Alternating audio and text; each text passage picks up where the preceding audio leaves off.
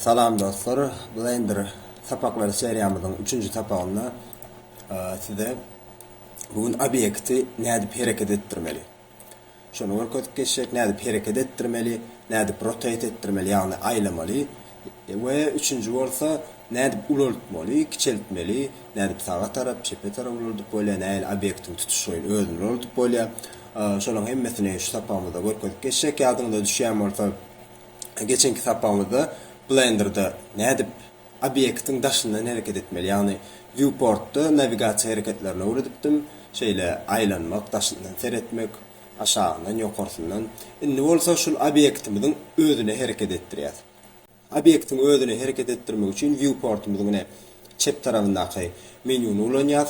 Bu menyuda move, yani obyekti hareket etdirmek, rotate, obyekti aylamak, misal üçin X okunna, Y okunna ýa-da Z okunna, ýa-da scale, ulultmak ýa-da kiçeltmek hareketleri. Bilişimiz ýaly 3D grafikada 3 tane ok bar. X oky, Y oky we dikligine geçen Z oky. Indi bizim move hareketimiz, yani obyekte bir hareket bermek, şu 3 okun esasında bolup geçýär.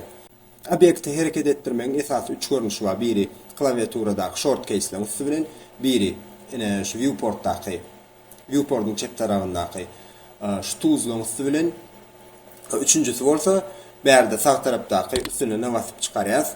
Şeýle location, yerleşýän yeri, rotation aylamak üçin görkezilýär. Scale bolsa ululdup kiçeltmek üçin görkezilýär. Buny izigiderlik täzir düşündirip geçýär. Birinji ýoly obyekt şeýle üstüne basyp saýlamyzdan soň, şeýle obyekt üstüne basyp çep knopkasyny basyp saýlamyzdan soň, häzir garaşyňyz berde size düşnükli bolar ýaly. Şu screencast edonuňyzy açalyň. Obyektin üstüne bir gezek basyp saýlaýas we berde move'a basymyzdan soňra 3 oku hareket edip bolýanyny görkezýär. Birinji Y oku tarap ekidip bolýar, X oku tarap ekidip bolýar we Z okuny tarap ekidip bolýar. Birinjisi.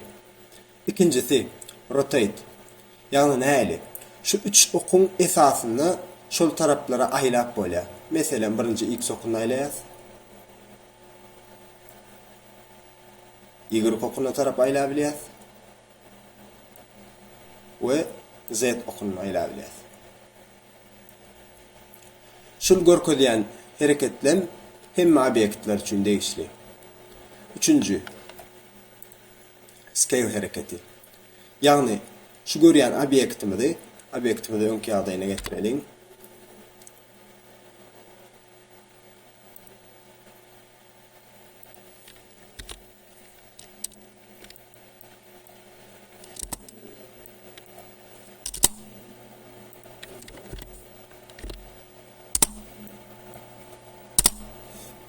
Obyektimizi öňki ýagdaýyna getirdik.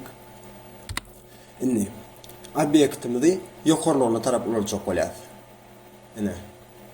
X okuny ulultdyk. Berde ýaşyl düwmejig basýas. Y okuny tarap ululdy bilýär. Istesek X okuny tarap ululdy bilýär. Ýa-da öňki ýagdaýyna getirmek üçin S harpyna basyp kiçeldi bilýär. Indi birinji ýoluna görkezdim. Birinji ýoluny obyektlerimiz çep tarapdaky şutaýlak tuzlaň üstü bilen ululdup bolýar, kiçeldip bolýar, sağa çepe, ýokary, aşağı islenlik tarapy hareket etdirip bolýar we aýlap bolýar duran ýerini. Sağa çepe, X okuny, Y okuny, Z okuny.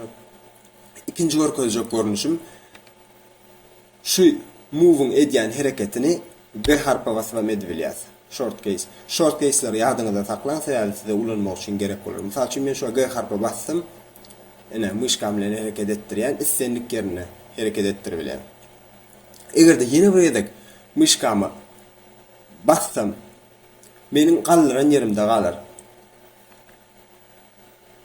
Men şu obyekti ýerine getirýän, başdaky duran ýerine, indi G harpa bassam, gallardım. Meni soňra pikirim ýetgedip bilerin, şunu öňki ýerine goýjak bolsam, meselem, Myşkanın sağ tarapky knopkasyna basýas. Edip başan hereketimizi atmaýyn diýär. Indi näýli? G harpy basyp Y bassam Y okunna hereket ettirebilýän. G harpy basyp X'e bassam X okunna hereket ettirebilýän. G harpy basyp Z'e bassam Z okunna hereket ettirebilýän. Ine ýerine goýdum. Edil şu zatlar beýleki tuzlar üçin hem degişli. Näýli? Meselem ýanky aýlamak hereketimiz rotate ine R harpy basýas. Z okunna aýlasym gelse ine Z okunna aýlaýan. Myşkan sağ knopkasy bilen öňki ýerine getirdim. R harpy bassak Y bassak Y okunna aýlaýar. Myşkan sağ knopkasy bilen atmaýana bassam R harpy basyp X okunna aýlaýar. Myşkan sağ knopkasy bilen atmaýan etdim. Ýa-da R harpy basyp X'e basyp aýlayan ýerime getirip ine aýlajak ýerimde goýup bilýän. Bu ikinji görnüşi. Ondan soňra indiki scale ýani obyekti ulartmak, kiçeltmek islendik tarapda. Scale'ın gysga ýol üçin S harpy basýan X okuna tarap ulart diýdim. Ene X okuna tarap ulartdyk. Ene scale X diýen X tarap ulartdyk. Atmaýan etdim. Myşkamyň sağ tarap knopkasy bilen scale S harpyna basyp Y bassam Y tarap ulartdyň.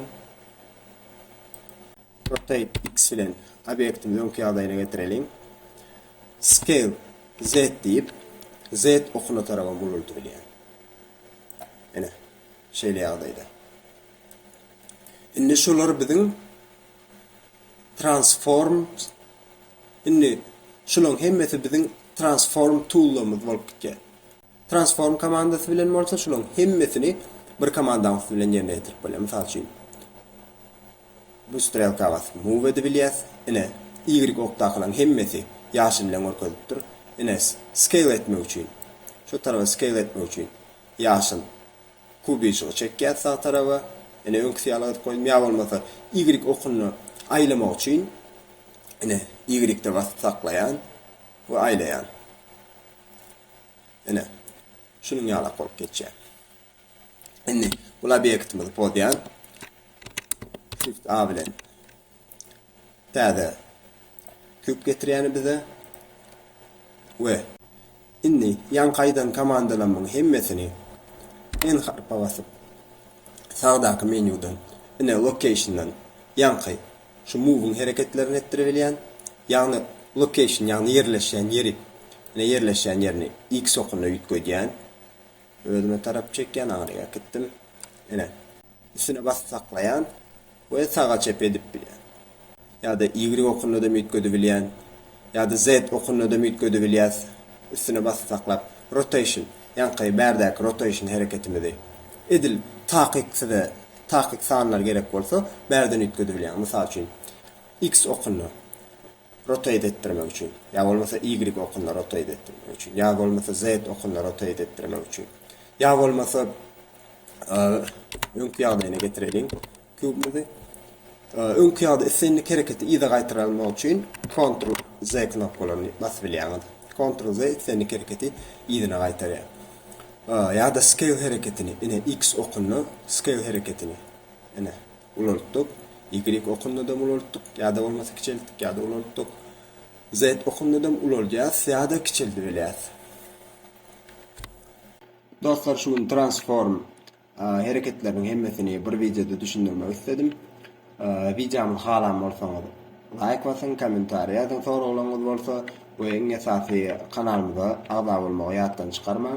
Başga goşmaça soragyňyz bolsa häzir aşagda Instagram sahypamy belläp geçek, şo taýdan arkaýy ýüz tutip bilersiňiz.